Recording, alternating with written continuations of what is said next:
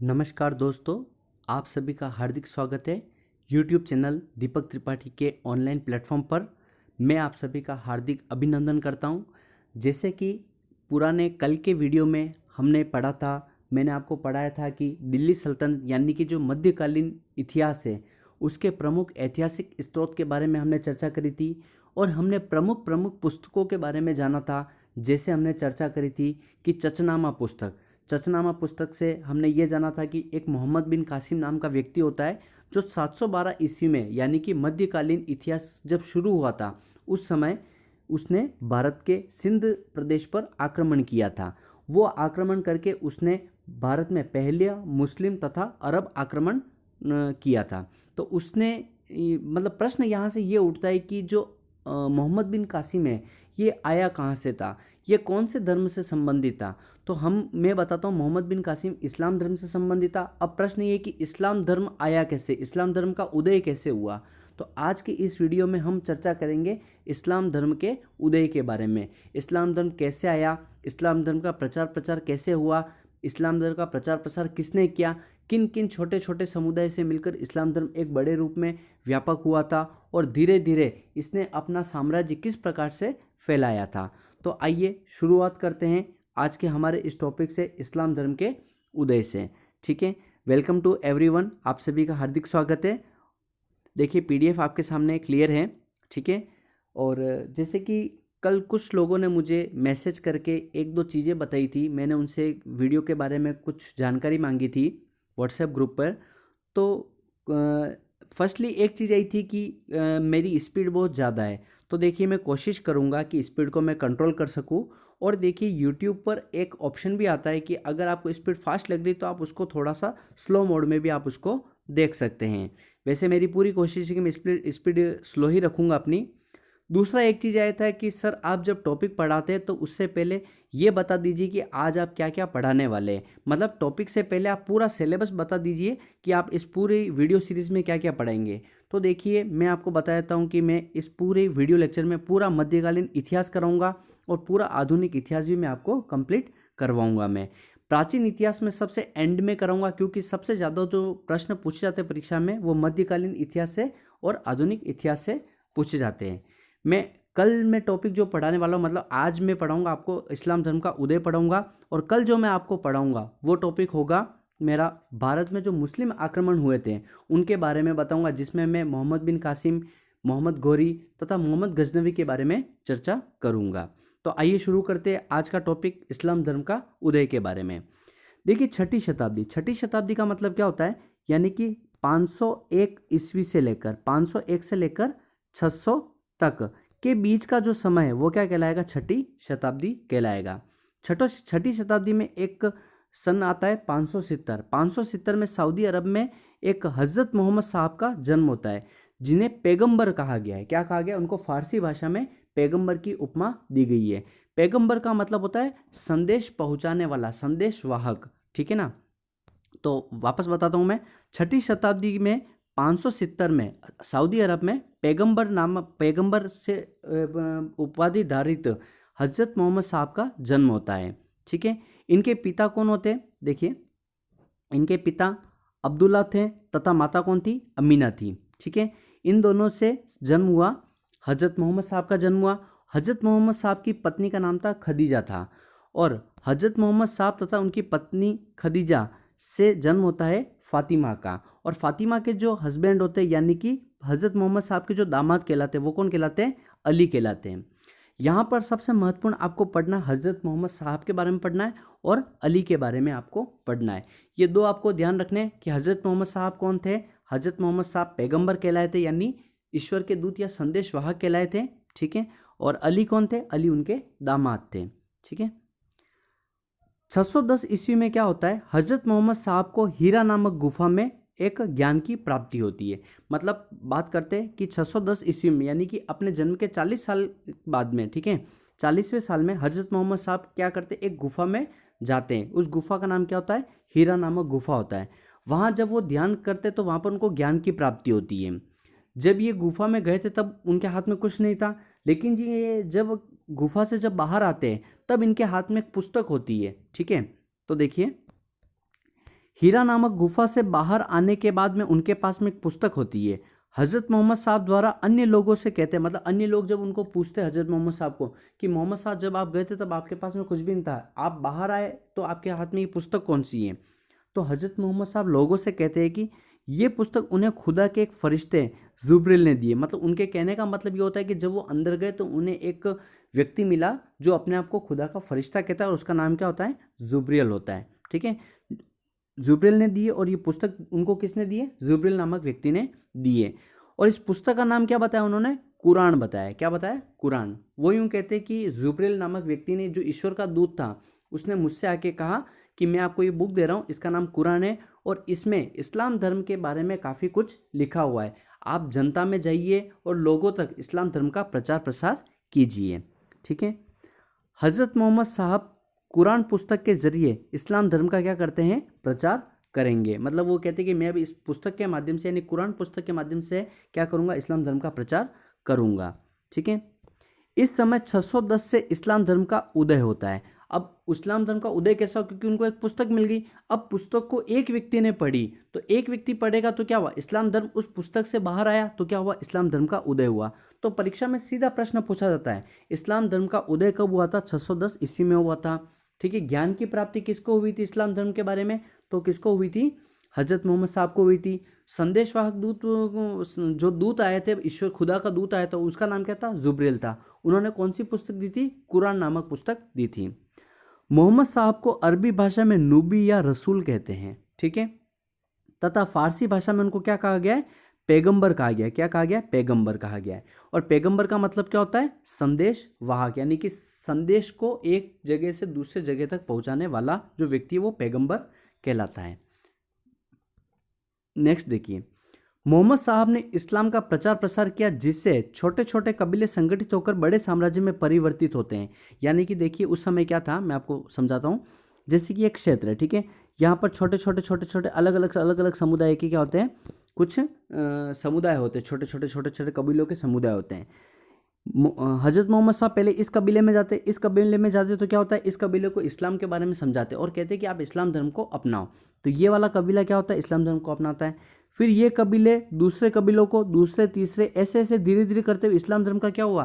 प्रचार प्रसार हुआ। तो सभी लोगों ने इसकी महत्वता को जाना और इसको स्वीकार किया, ताकि हर कबीला एक ये बात कह सके कि वो कौन से धर्म से, तो वो एक इस्लाम धर्म से, उसके एक धर्म में एक बड़ा नाम जुड़ गया, इस्लाम धर्म जुड़ गया।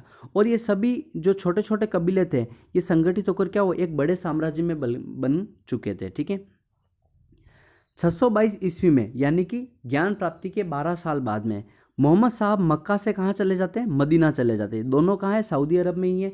तो मक्का नामक स्थान से मदीना की ओर प्रस्थान करते हैं, जिसे क्या कहते हैं? हिजरत कहते हैं। मतलब मोहम्मद साहब जब 622 ईस्वी में मक्का नामक स्थान से मदीना की ओर प्रस्थान करते हैं तो उसे क्या कहते हैं? हिजरत कहा गया है। और 622 ईस्वी में ही हिजरी संवत शुरू होता है। वेरी इंपॉर्टेंट, यूपीएससी के 2012 के प्रश्न में सीधा प्रश्न पूछा हुआ आईएएस में, हिजरी संवत शुरू कब हुआ था? तो आंसर आएगा 622 ईस्वी में हिजरी संवत शुरू होता है। ठीक है, अब इस्लाम की 5 प्रमुख मान्यताएं क्या क्या बताई गई है? तो देखिए, पहली बताई गई है कलमा। कलमा का मतलब ये होता है जो इस्लाम में विश्वास रखता है उसे क्या कहते हैं? कलमा कहते हैं। जबकि कलमा का विपरीत रूप कहलाता है काफिर कहलाता है। क्या कहलाता है? काफिर। आपने काफिर नाम तो सुना ही होगा। काफिर का मतलब ये होता है कि जो इस्लाम में विश्वास नहीं रखता है उससे क्या कहेंगे? काफिर कहेंगे। और जो इस्लाम में विश्वास रखेगा उसे क्या कहेंगे? कलमा कहेंगे। दूसरा बोला गया है नमाज। नमाज को का मतलब था ईश्वर को दिन में 5 बार याद करना। क्या कहलाता है? नमाज कहलाता है। रोजा का मतलब ये होता है कि ईश्वर की याद में, मतलब है ना, स्वयं को भूखा रखकर, मतलब ईश्वर को मतलब प्रसन्न करना। एक प्रकार से यूँ कैसे जैसे अपने हिंदू धर्म में बोला जाए व्रत रखना, वैसे रोजा होता है। ठीक है, एक होता है ज़कात। ज़कात क्या होता है? संपत्ति का 2.5% क्या करना? दान करना। ज़कात का मतलब ये था कि जैसे आपने अपने पूरे जीवन में जितना पैसा कमाया, जैसे मैंने 100 रुपये कमाए, तो 100 रुपये में से मैं अपनी कमाई में 2.5% दान कर, मतलब 2.5 रुपये में क्या कर दूँ? दान कर दूँ। तो अपनी टोटल संपत्ति का 2.5% क्या करना? दान करना। क्या कहलाता है? ज़कात कहलाता है। और हज क्या कहलाता है? हज कहलाता है कि मतलब हज यात्रा करना क्या कहलाएगा, एक प्रकार का हज। तो इस्लाम धर्म में ये 5 प्रमुख बातें कि जो व्यक्ति इस्लाम धर्म को अपनाता है उन्हें इन 5 बातों को अपनाना ही पड़ेगा। यानी उसे कलमा का मतलब उसको इस्लाम में विश्वास रखना पड़ेगा, उसको दिन में 5 बार ईश्वर को याद करना पड़ेगा, रोजे रखने पड़ेंगे, ज़कात करना पड़ेगा मतलब अपनी संपत्ति का 2.5% दान करना पड़ेगा, और हज की यात्रा करनी पड़ेगी। ठीक है, नेक्स्ट बात करते हैं हम इस्लाम। इस्लाम किसको मानता है? इस्लाम निराकार ईश्वर को मानता है। इस्लाम कहता है कि ईश्वर का कोई आकार नहीं है, मतलब हर इंसान में ईश्वर बसता है, तो हर इंसान को पूजना भी एक प्रकार की क्या कहते हैं कि ना, इस्लाम धर्म इस बात को आगे बढ़ाता है। ठीक है, दूसरी बात कहता है कि मूर्ति पूजा पर बल नहीं देता है। इस्लाम कहता है कि मूर्ति पूजा मतलब ईश्वर को किसने देखा नहीं है तो हम उसकी मूर्ति कैसे बना सकते हैं, ये इस्लाम धर्म की एक विचारधारा है। ठीक है, इस्लाम धर्म अहिंसा को बढ़ावा देता है, मतलब इस्लाम धर्म में ये बात नहीं की गई कि आप हिंसा करिए, इस्लाम धर्म अहिंसा को बढ़ावा देता है। जो इस्लाम कुरान में विश्वास नहीं रखते उन्हें क्या कहा गया है? काफिर कहा गया है। काफिर किसका विलोम शब्द है? तो काफिर कलमा का विलोम शब्द है। ठीक है, 632 ईस्वी में क्या होता है? मोहम्मद साहब की मृत्यु हो जाती है, मतलब मक्का से मदीना जाने के 10 साल बाद में मोहम्मद साहब की क्या हो जाती है? मृत्यु हो जाती है। कहाँ पर होती है? मदीना में हो जाती है। ठीक है, तो देखिए इस पूरे जो मैंने आपको इनके जन्म से लेकर इनकी मृत्यु तक की जो पूरी घटना बताई है, आइए उसको एक फ्लो डायग्राम में समझने का प्रयास करते हैं। देखिए 570 ईस्वी में क्या होता है? हजरत मोहम्मद साहब का जन्म होता है। ठीक है, अब क्या होता है? 610 ईस्वी में इनको क्या होती है? ज्ञान की प्राप्ति होती है। कहाँ होती है? हीरा नामक गुफा में होती है। इनको एक ईश्वर का दूत बनकर आता है, उसका नाम होता है जुब्रेल होता है। वो जुब्रेल क्या करता है? इनको कुरान नामक पुस्तक देता है, जिसके माध्यम से ये क्या करते हैं? इस्लाम का प्रचार प्रसार करते हैं। ठीक है, और इस्लाम के प्रचार प्रसार करते समय ये क्या करते हैं? कई सारे छोटे छोटे कबीलों को क्या करते हैं? एक बड़ा कबीला बना करके इस्लाम का एक बड़ा साम्राज्य स्थापित करते हैं। 622 ईस्वी में क्या होता है? ये मक्का से किधर की ओर प्रस्थान करते हैं? मदीना की ओर प्रस्थान कर, मतलब मक्का से मदीना की ओर प्रस्थान करते हैं। इसी को क्या कहा गया है? हिजरत कहा गया है। और 622 ईस्वी में क्या शुरू होता है? हिजरी संवत शुरू होता है। ठीक है, देखिए 632 में ये क्या होती है? इनकी मदीना में मृत्यु हो जाती है। ठीक है, और इन्होंने इस्लाम धर्म के कुछ 5 प्रमुख विशेषता क्या क्या बताई गई? नंबर 1 कलमा बताया गया है। नंबर दूसरी बात क्या बताई गई है कि आपको क्या कहते हैं? दिन में प्रतिदिन आपको रोजे मतलब आपको याद करना है, ईश्वर को याद करते हैं। ठीक है, और तीसरा क्या बताया गया? रोजा बताया गया है। पांचवा क्या बताया गया इसमें? कि आपको क्या हज की यात्रा करनी होती है, और एक ज़कात मतलब अपनी संपत्ति का 2.5% क्या करना होता है? आपको दान करना होता है। ये सभी किसमें बताया गया है आपको? मतलब इस्लाम धर्म के 5 प्रमुख विशेषता है। वापस बताता हूँ, नंबर 1 मैंने बताया कलमा के बारे में बताया, जो इस्लाम में विश्वास रखता है। नमाज मतलब ईश्वर को दिन में 5 बार याद करना। ठीक है, रोजा रखना, हज की यात्रा करना, और ज़कात यानी अपनी संपत्ति का 2.5% दान करना। अब देखिए यहाँ पर ये कुछ 632 में इनकी मृत्यु के बाद में ये कुछ पॉइंट बता रखे हैं। अब देखिए 632 जब इनकी मृत्यु हो जाती है, ठीक है, मृत्यु हो जाती है तब क्या कहलाते हैं कि अब इनके उत्तराधिकारी कौन बनेगा? मतलब इस्लाम धर्म को जो मेन चलाने वाले थे वो कौन थे? वो मोहम्मद साहब थे। अब मोहम्मद साहब के जो भी उत्तराधिकारी बने वो उत्तराधिकारी क्या कहलाए? खलीफा कहलाए। क्या कहलाए? खलीफा कहलाए। ठीक है, ये बहुत इंपॉर्टेंट है। ये आपने कई बार शब्द सुना होगा खलीफा। खलीफा क्या होता है? यानी कि मोहम्मद साहब के यानी पैगंबर जो थे, पैगंबर के जो उत्तराधिकारी है वो सभी क्या कहलाए? खलीफा कहलाए। तो इनकी मृत्यु के बाद में 632 में इनकी मृत्यु होती है। इनके उत्तराधिकारी कौन बनते हैं? अबू बकर बनते हैं। ठीक है, अबू बकर क्या करते? इनका पद संभालते और इस्लाम धर्म को आगे बढ़ाते हैं। ठीक है, अबू बकर के बाद में 634 में यानी 632 के 2 साल बाद में इनके उत्तराधिकारी कौन बनते हैं? उमर बनते हैं। ठीक है, उसके बाद में 644 में कौन बनते हैं? उस्मान बनते हैं। ठीक है, और उस्मान के बाद में 656 से लेकर 666 तक यानी कि 10 साल तक जो इनके दामाद थे अली, मैंने आपको बताया था इनके दामाद थे अली थे, वो अली क्या करते हैं? इस्लाम धर्म के क्या बनते हैं? पैगंबर बनते हैं या फिर खलीफा बनते हैं। ठीक है ना, तो ये इनके उत्तराधिकारी का कोई क्रम है, हालांकि इतना इंपॉर्टेंट नहीं है, लेकिन फिर भी आपको ध्यान रखने की अली जो दामाद मैंने इंपॉर्टेंट बताया था वो क्यों इंपॉर्टेंट हो जाता है इसकी आगे हम चर्चा करेंगे। और इन्होंने क्या करते हैं? खलीफा को संभालते हैं। ठीक है, नेक्स्ट बात करते हैं हम। देखिए इस्लाम के पहले और अंतिम पैगंबर कौन थे? मोहम्मद साहब थे। ठीक है, पैगंबर साहब के उत्तराधिकारी क्या कहलाए? खलीफा कहलाए थे। ठीक है, तो पहले खलीफा कौन कहलाए थे? अबू बकर कहलाए थे। दूसरे कौन कहलाए? उमर कहलाए। तीसरे उस्मान कहलाए, और चौथे कौन कहलाए? अली, और दामाद जो इनके दामाद थे अली वो कहलाए। ठीक है, इनकी मृत्यु के बाद में खलीफा पद जिन्होंने अपनाया वे पैगंबर साहब के क्या कहलाए, उत्तराधिकारी कहलाए। ठीक है। इब्न इशाक नामक एक व्यक्ति था, उसने सर्वप्रथम पैगंबर साहब का जीवन चरित्र लिखा। तो काफ़ी इंपॉर्टेंट है कि पैगंबर साहब का जीवन चरित्र लिखने वाला पहला व्यक्ति कौन था, इब्न इशाक व्यक्ति था। ठीक है। मोहम्मद साहब का जो जन्मदिन कब मनाया जाता, देखिए 570 ईस्वी में उनका जन्म हुआ था। ठीक है। तो इनके जो जन्मदिन, हर वर्ष इनका जन्म मनाया जाता था। इनके जन्मदिन पर ही वर्तमान में ईद उल मिलाद उन नबी मनाया जाता है। ईद उल मिलाद उन नबी मनाया जाता है। तो ईद उल मिलाद उन नबी किसके जन्म दिवस पर मनाया जाता है, तो मोहम्मद साहब के जन्म दिवस पर मनाया जाता है। पैगंबर साहब की मृत्यु के बाद में इस्लाम क्या हो जाता है, दो भागों में विभक्त हो जाता है। ठीक है। अब इस्लाम यहाँ पर क्या दो भागों में विभक्त हो गया। नंबर 1 कहलाया शिया सुन्नी मुसलमान और नंबर 2 कहलाया शिया मुसलमान। देखिए ध्यान से समझिएगा, यहाँ पे ये काफ़ी महत्वपूर्ण है। वर्तमान में कई लोगों को ये पता ही नहीं होता शिया मुसलमान कौन है, सुन्नी मुसलमान कौन है, ये इन दोनों की आपस में लड़ाई क्यों होती है। कई इराक, ईरान जैसे देशों में इनकी हमेशा लड़ाई होती रहती है। ठीक है, दंगे होते रहते हैं वहाँ पे। तो आइए इसके बारे में चर्चा करते हैं। तो इस्लाम धर्म के बाद में एक बना सुन्नी मुसलमान, एक बना शिया मुसलमान।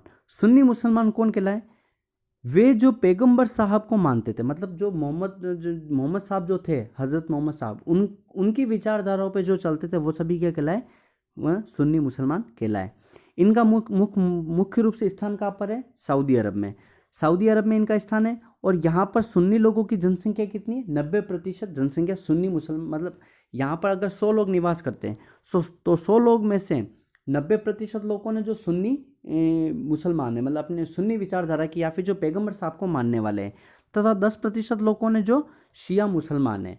अब शिया मुसलमान कौन है, देखिए जो पैगंबर साहब के दामाद अली साहब को मानते थे वो सभी क्या कहलाए, शिया मुसलमान कहलाए। ठीक है, यानी कि जो पैगंबर साहब को मानेंगे वो सभी सुन्नी मुसलमान कहलाएंगे और जो अली साहब को मानेंगे वो क्या कहलाएंगे, शिया मुसलमान कहलाएंगे। इनका मुख्य स्थान कहाँ है, ईरान में। तो इनका कहाँ पर था, सऊदी अरब में था। ठीक है, यहाँ पर शिया कितने परसेंट है, 90% है, तथा सुन्नी कितने हैं, 10% है। मतलब दोनों का एक दूसरे का विपरीत है। अगर सऊदी अरब में सुन्नी 90% है तो शिया कितने हैं, 10% है। जबकि ईरान में शिया कितने 90% है और सुन्नी कितने 10% है। ठीक है, और देखिए सबसे इंपॉर्टेंट बात तो ज्योग्राफी के क्वेश्चन के हिसाब से काफ़ी महत्वपूर्ण है। सऊदी अरब और ईरान के बीच में जो खाड़ी पड़ती है उस खाड़ी का नाम क्या है, फारस की खाड़ी है।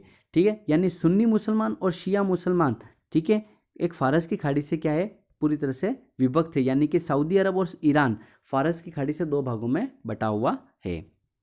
नेक्स्ट बात करते हैं हम, समय के बढ़ते कदमों ने खलीफा के धर्म के आधार पर राज्यों की क्या की स्थापना की। अब जैसे जैसे समय बढ़ा, खलीफा ने क्या किया, धर्म के आधार पर यानी शिया और सुन्नी के आधार पर क्या किया, अलग अलग राज्यों की स्थापना करी। जैसे कि बात करते हैं, अब राज्य बने। अब राज्य बने मतलब यहाँ पर क्या हुआ, धर्म के आधार पर राज्य बने। राज्य कौन कौन से बने, अरब राज्य बना, प्रायद्वीप बना, इराक बना, सीरिया बना, ईरान बना, स्पेन बना और उत्तरी अफ्रीका का निर्माण हुआ। इन राज्यों का निर्माण हुआ। ठीक है, इन राज्यों में एक वंश आया जिसका नाम था उमैया वंश था। क्या नाम था, उमैया वंश था। उमैया वंश का एक प्रमुख था मोहम्मद बिन कासिम था। कौन था, मोहम्मद बिन कासिम था। ये मोहम्मद बिन कासिम वही है जो 712 ईस्वी में भारत पर सफल आक्रमण करता है। यानी कि मोहम्मद बिन कासिम आया कहाँ से, उसका जन्म तो इन्हीं राज्यों में से एक में से हुआ है और वो है कहाँ से, मुस्लिम यानी इस्लाम धर्म में। अब इस्लाम धर्म के दो भाग हो गए थे, शिया और सुन्नी। तो मोहम्मद बिन उन्हीं में से निकला हुआ एक व्यक्ति था जो 712 ईस्वी में भारत पर एक प्रथम सफल आक्रमण करता है। इस उमैया वंश के बाद में एक आता है अब्बासी वंश आता है। ठीक है, अब्बासी वंश के बाद में एक वंश आता है समानी वंश आता है। कौन सा, समानी वंश। इसका स्थान कहाँ होता है, उत्तरी पश्चिमी अफगानिस्तान में ये स्थापित होता है समानी वंश। ठीक है, इसका खलीफा कौन होता है, अलब्तगीन होता है। यानी कि यहाँ पर जो पैगंबर साहब के जो उत्तराधिकारी थे वो कौन थे, अलब्तगीन कहलाए। अलब्तगीन के बाद में एक व्यक्ति आता है यहाँ पर, सुबुक्तगीन आता है। ठीक है, इसने भारत पर आक्रमण तो किया था परंतु ये क्या रहता है, असफल रहता है। ठीक है, मतलब सुबुक्तगीन ने भारत पर नज़र तो डाली थी आक्रमण करने के लिए, लेकिन वो क्या होता है, पूरी तरह से असफल रहता है। और सुबुक्तगीन के बाद में जो आक्रमण करता है वो व्यक्ति होता है मोहम्मद गजनवी होता है। और ये भारत पर तुर्की आक्रमण प्रारंभ करता है। यानी कि ये तुर्क प्रदेश से निवास करता है और तुर्क जाति का होता है, तुर्क जाति का मुसलमान होता है, इसलिए ये क्या करता है, ये तुर्की आक्रमणकारी कहलाता है और भारत पर आक्रमण करता है। इसलिए भारत पर तुर्की आक्रमण पहला करने वाला व्यक्ति कौन होता है? मोहम्मद गजनवी होता है। भारत पर मुस्लिम आक्रमण करने वाला पहला व्यक्ति कौन होता है? तो पहला व्यक्ति होता है वो, मतलब अरबी आक्रमण करने वाला पहला व्यक्ति कौन होता है? तो मोहम्मद बिन कासिम। तो कल के हमारे टॉपिक में हम पढ़ेंगे भारत पर जो अरबी आक्रमण किया मोहम्मद बिन कासिम ने, वो कहाँ से किया, और गजनवी ने जो आक्रमण किया तुर्क से किया था वो कैसे किया था, इन्होंने भारत में कहाँ कहाँ आक्रमण किए थे, आक्रमण के बाद में इनके परिणाम क्या हुए थे, कौन विजय रहा, कौन पराजय, इसके बारे में हम कल चर्चा करेंगे। मैं 5 मिनट में आपको फिर से एक बार इसका रिवीजन करवा देता हूँ फ्लो चार्ट के माध्यम से। आप एक बार वापस ध्यान से सुनिए। देखिए, हमने स्टार्ट किया यहाँ से। 570 में क्या होता है? हजरत साहब का जन्म होता है। ठीक है, जन्म होने के बाद में 610 में इनको ज्ञान की प्राप्ति होती है। ज्ञान की प्राप्ति कहाँ होती है? इनको हीरा नामक गुफा में होती है। एक जुब्रिल नाम का व्यक्ति आता है। जुब्रिल नाम का व्यक्ति इनको कुरान की किताब देता है और कहता है आप धर्म का प्रचार प्रसार करिए। ठीक है, 622 ईस्वी तक ये क्या करते हैं? छोटे मोटे कबीलों को इकट्ठित करके इस्लाम धर्म का एक बड़ा साम्राज्य स्थापित करते हैं। और ये क्या करते हैं? मक्का से मदीना चले जाते हैं। 622 ईस्वी में जब ये मक्का से मदीना जाते थे तो उसको कहते हैं हिजरत कहते हैं। और हिजरत को ही क्या माना गया? हिजरी संवत्सर का शुरुआत माना गया है।